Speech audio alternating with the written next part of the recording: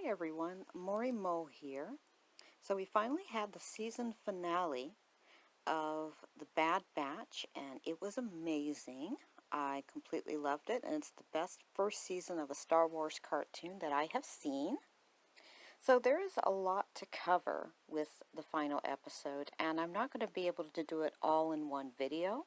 There's going to be a lot more videos that come out where I discuss what happened on the Bad Batch and what it could mean for the future seasons of not just this Star Wars show, but other Star Wars shows as well. But let's get started with some of the highlights and main points. First of all, the clones firing on Kamino were not happy about doing so. I think this is one of the most tragic aspects of the show. The clones are being forced to fire on the own planet that they were created on and destroying an entire culture, an entire race of people.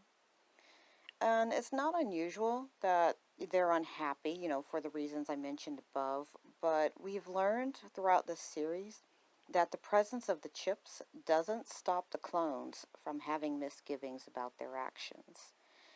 And you might think the chip is what's keeping them from rebelling. It's possible, but as we see in real life, people will commit atrocities, do horrible actions, simply because someone in authority has told them to do so, whether a military uniform or a person in a white lab coat. It's also clarified that all the cities on Kamino are destroyed and presumably the people with it. There was some debate online last week that maybe only Tapoka City was destroyed, but it is the entirety of the planet. And this isn't surprising because we already know that the Empire will do this to Geonosis as well. Remember, the first Death Star was created by the Geonosians. And presumably that's in the timeline, that's what's going on right now on this part of the story.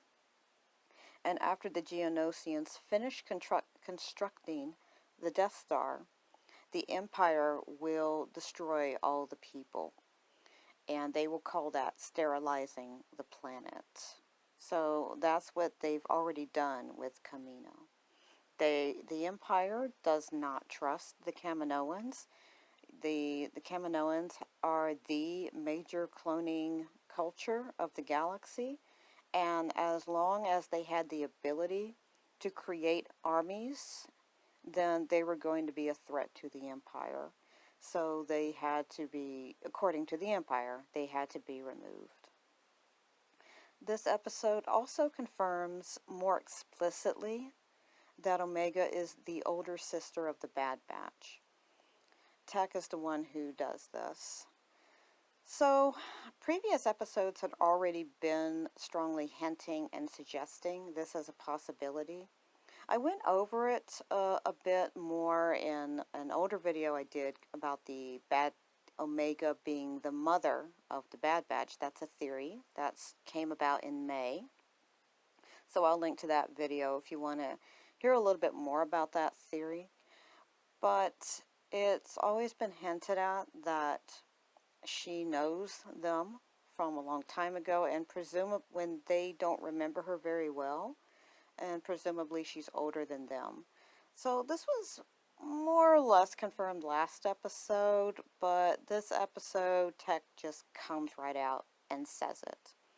However, this does raise some really interesting questions about the Bad Batch's ages themselves. So we know the clones have accelerated aging. Obviously, Omega and Boba Fett don't. But the way it was explained in previous movies and series is that the clones have twice the aging of a normal human. So a 5-year-old clone boy, looks to be 10 years old. A 10-year-old clone looks to be 20. The Bad Batch, to me, they look to be in their 30s, even up to maybe about 40, but I would say 30s. Yet, Omega is probably 10 to 12, tops. yet she remembers them. So I'm thinking she had to have known them at minimum of 4 to 5 years of age, and yet these guys are looking to be in their 30s. So that makes me think that they probably age faster than regular clones. I may come back to this at another time. Uh, the other main point is Crosshair could still have his chip. It's difficult to really say. There's a point where he sits down with Omega and it mirrors an earlier scene in episode 1. He does seem like he's holding his head where his chip would be, but it's not really very clear. We still, like Hunter, we don't know when he would have had this chip taken out, or, how did Crosshair come to this knowledge? Does he remember his chip being taken out? Did somebody tell him that it was taken out? But it may not really be relevant either way.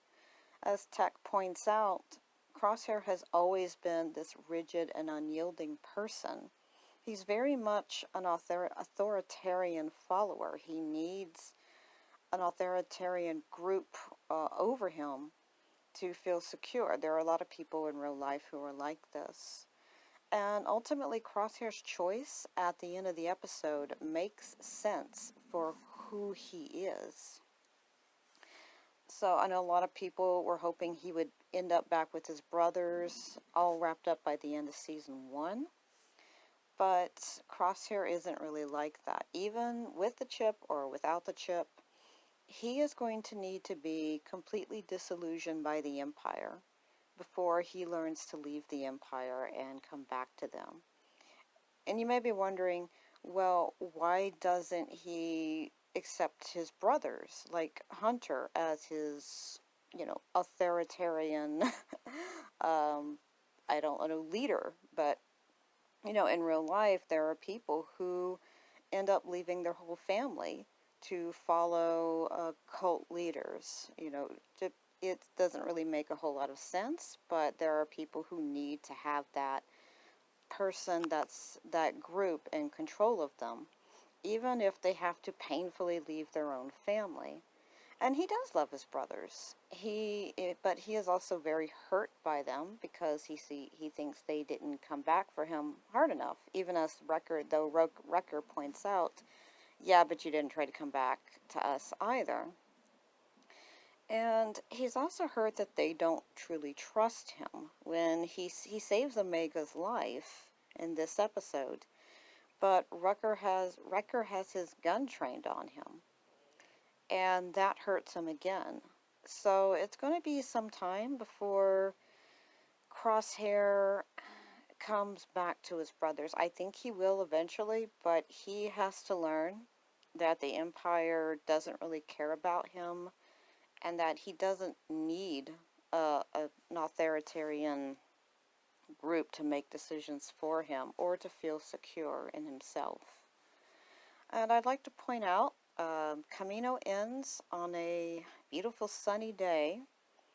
Kamino does have sunshine, but for the most part, it's always been this dark, rainy world. And I always liked how George Lucas chose planets intentionally to be part of the story, metaphorically and mythically. Kamino was always evocative of a lot of the world's creation myths, and that it's a world of darkness and roiling oceans from which life is created. And Kamino is definitely that representation.